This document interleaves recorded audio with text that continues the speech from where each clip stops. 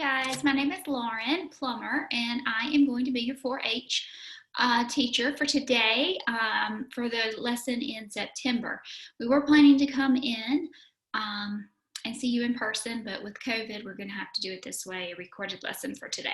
So to get started, I'm going to share my screen with you, and we are going to a site called Nearpod. And here we are. Okay, so we're going to get started. And the first thing you'll see on your screen is our newsletter. This newsletter is just telling you everything that's going on with 4-H, some different clubs that you can join if you're interested, the fair that's going to be here in September, and then a little bit about summer camp, how do I get club points, all of these things. There's the QR code there, and if you complete that survey, you can get 5 points for your club per student. Okay, and you're collecting these club points for a nice big prize later on in the school year. So that's our newsletter.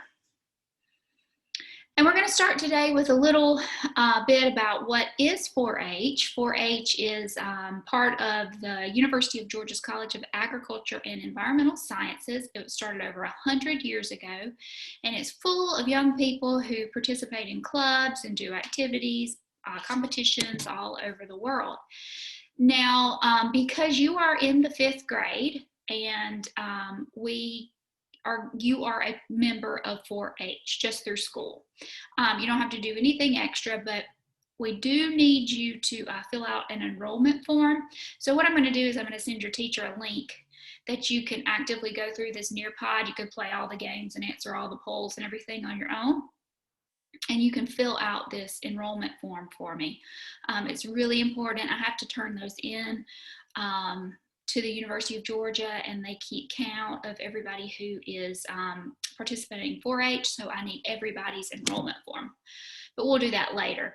So you're a member of 4-H now because we come into the schools, all the 5th graders get to have a 4-H lesson and be involved in 4-H. So we're either going to come to your classroom, or you are going to get a recording, or we can do a live Google Meet one day. We'll just see what the future holds. But I'll come in and do a lesson with you on your 5th grade science curriculum. Every month we'll have a lesson, so we'll meet one time per month until the spring. We're going to participate in something called Project Achievement, and that is a public speaking contest. There are clubs that meet outside of school. If any of you are interested in that, maybe some of you have already been participating in 4-H. 4-H also helps develop writing, problem solving, and communication skills, and expands your knowledge and builds your self-confidence. Some of the clubs that we have here in 4-H are the BB team, the Ag Discovery team, Horse and Pony Club, Canine Club, Poultry Club. We always do Project Achievement every year, and then we have a summer camp. It's really fun to go sleep away at summer camp. Okay, here are just a few pictures of different people doing, participating in different projects and activities. That little girl's got her goat. She won a prize at the fair. Fun stuff at 4-H. Okay, so every lesson will usually begin with the pledge. And when we do the pledge, we stand up and we recite the pledge. And I'll just say it for you guys today since we are recorded.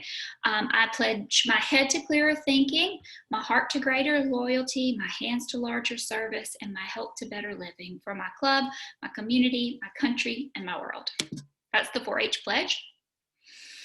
And next time when we elect officers, one of you, a student, will lead the pledge. So we're going to elect officers for our club meetings, and there'll be a president, a vice president, secretary, and a recorder. That's it. Okay, so there will be 4 officers, and it's not a big deal. You're just going to help do a little few things in the classroom. It's just really fun. Gives me somebody to call on, right? Will you pass this out? Can you say this? Can you do this? Okay. So, but we need to pick good leaders for these positions. Here are some things that make a good leader: people who follow directions well, people who are dependable, reliable, they're committed to their jobs, and they keep up with the calendar, meaning that they know when it's club time, they're prepared, things like that. So we're going to hold elections. And if you want to run for president, vice president, recorder, or secretary, you need to prepare a little speech, okay? And it's not a long speech, and we'll hold these, you can say your speeches next time when we get together. So you can have a little speech prepared and a poster or a slide to go with your little speech. Here's a sample campaign speech from Garrett Smith. He says, "Hi, my name is Garrett Smith. You should vote for me as 4-H officer because I'm smart, hardworking, and a good leader.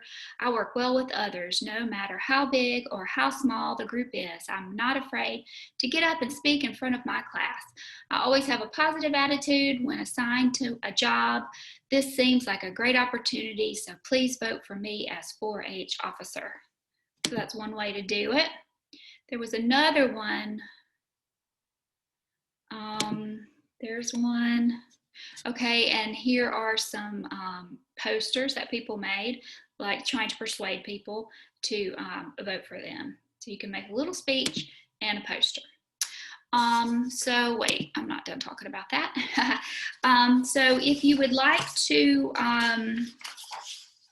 run as an officer, you have to be nominated, and your teacher is going to hold that for the nominations for me.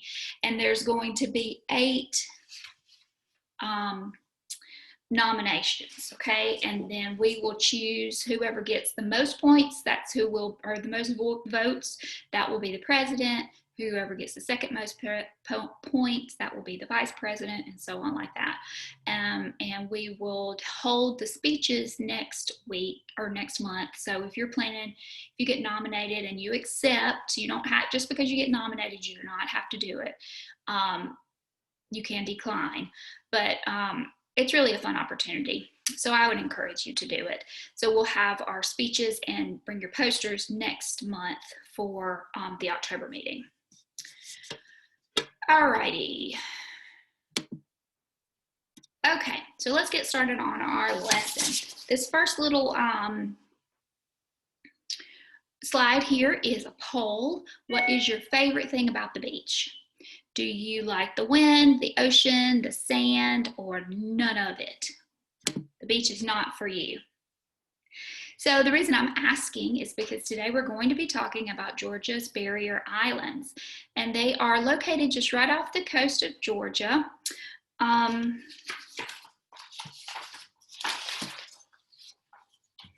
And we have quite a few, or several little islands there.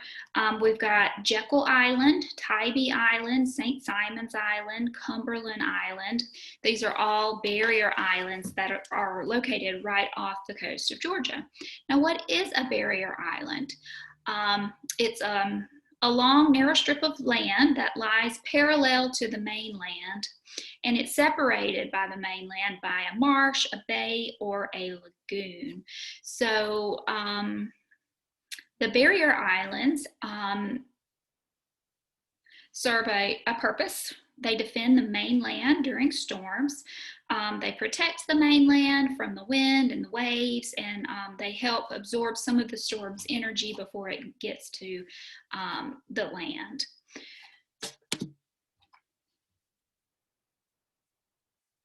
All right, so a barrier island, this slide says that it never rests. The sand is always moving, and that's what we're going to talk about today. Erosion and those effects, those destructive and constructive forces that are associated with erosion. Now, islands are constantly affected by waves, water, ice, storms, and what erosion does is it changes the surface of the island. It moves things around. And you can see that here with this long shore current. So this current is taking the sand from the north part of the island and it's bringing it around here to the bottom part of the island. So it's depositing that sand and on this side of the island, which is creating more island down here and less island from where it took the sand. So the south end gains, if something gains if it gains sand, it's called deposition. And the north end loses the sand, so that's called erosion. Okay, so this slide shows Jekyll Island, one of our barrier islands in 1960 and then in 1990. And that little location pin there in the 1960s box is where the 4-H Center was on the beach in 1960. And you can see that you can just walk right outside and boom, there's the beach, right? So it's beachfront. But if you notice in 1990, if you look at the 4-H Center didn't move. It's still in the same exact spot. But now look at all of that land between the 4-H Center and the ocean. What happened? All the sand from other parts of the island were deposited there, and there's over a mile of forest trees in between the 4-H Center and the ocean in 1990. Okay, so we're going to watch a video next. And this video is going to be... Today we're going to explore the effects. This video is a little demonstration of what we would have done all together if we could have met. But we're talking about erosion, and we're talking about the Earth's surface being changed by these constructive and destructive forces. The destructive force breaks down the landforms, and the constructive force builds those landforms up in another spot. So we're going to watch this video. It's called Beach in the Box, and it's going to teach you a little bit about erosion. I'm going to have to make sure that my sound on my video is playing, so let's see. Explore the effects of erosion on an island with... Hold just a moment.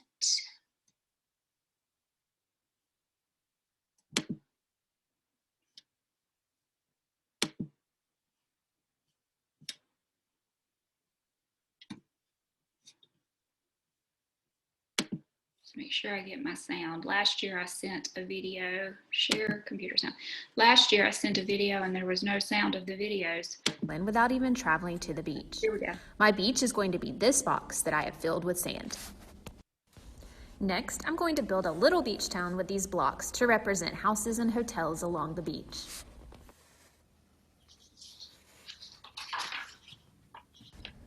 Let's see what happens when wind blows across the beach. Wow, all of that sand is eroding. I wonder what I could do to stop this erosion from happening so we can keep enjoying this beautiful beach.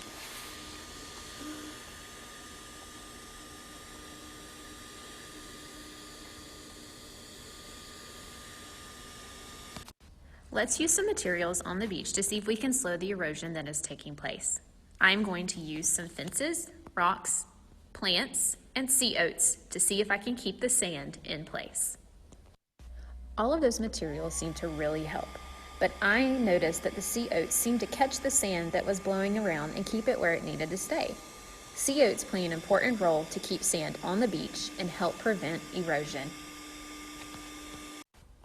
Sea oats are the most important and widespread grass on southern coastal dunes. Sea oats are very important plants along Georgia beaches because of their ability to trap wind-blown sand, which in turn provides stability to sand dunes.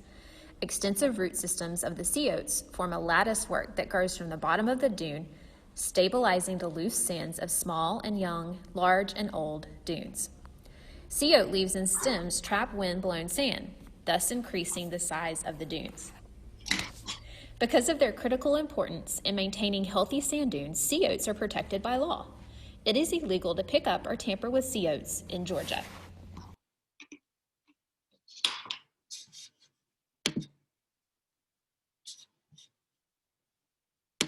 Okie dokie.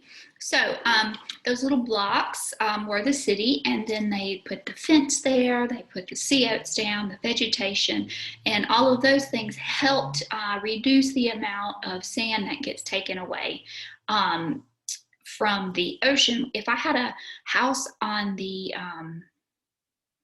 beachfront, right on the beach, I wouldn't want all my sand to go away, because then I wouldn't have a beachfront, and that's you pay a lot of money for that kind of property, right? So you wouldn't want it to go away.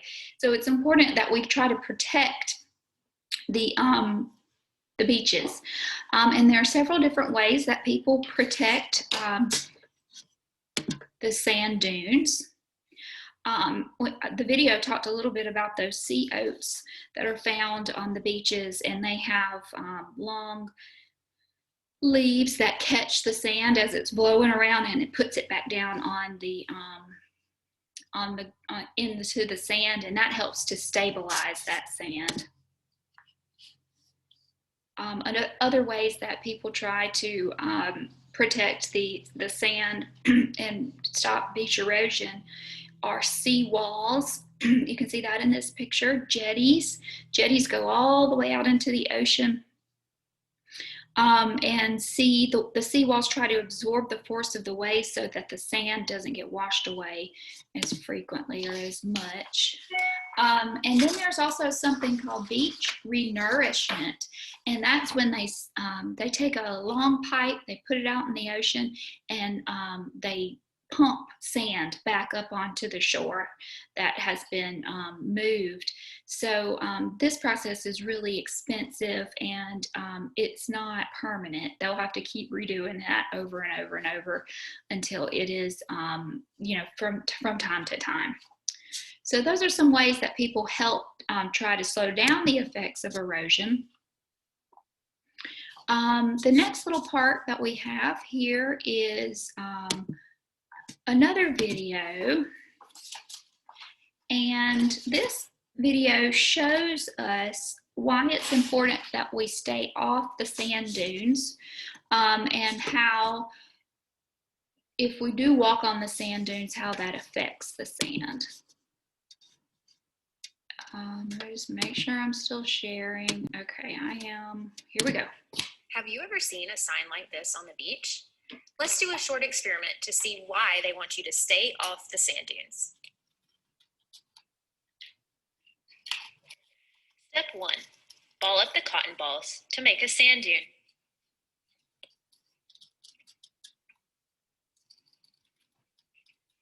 Step 2. Use your straw to try to move the dune.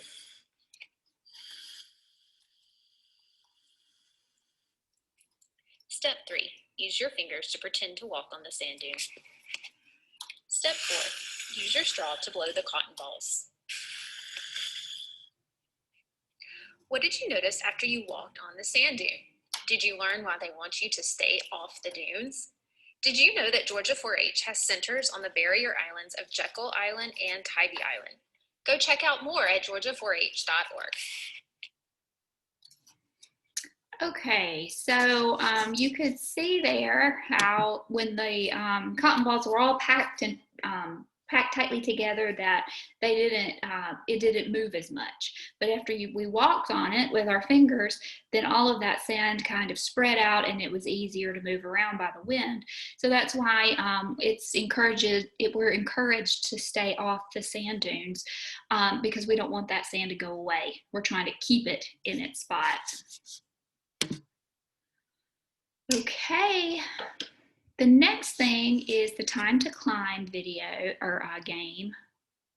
And we're not going to play that together, but I am going to send you a link, and you can I need you to do a couple of things. I need you to fill out that enrollment form, and I need you to play the time to climb. Now look, there is some tricky questions in there, and I hope nobody gets stumped by the barrier island question, because I said,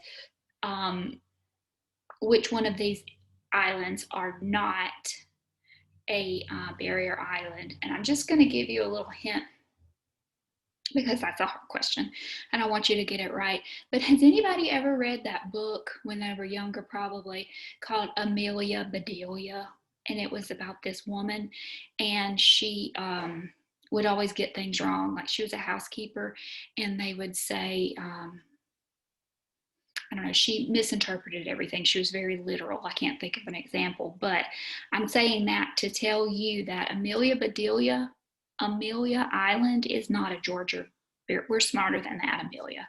It is not a Georgia Barrier Island, okay? Amelia Island is in Florida. So don't get tripped up on that question in the time to climb. Our barrier islands are Tybee, Cumberland, St. Simon's, not Amelia, okay? All right, so next month, I hope to see you again, and we are going to have our speeches, and we're going to not elect our officers, and then we are going to talk about project achievement, so that's really fun. We're going to have a lesson about project achievement. I hope you enjoyed this lesson, and I hope I can see you again next month. Bye, guys.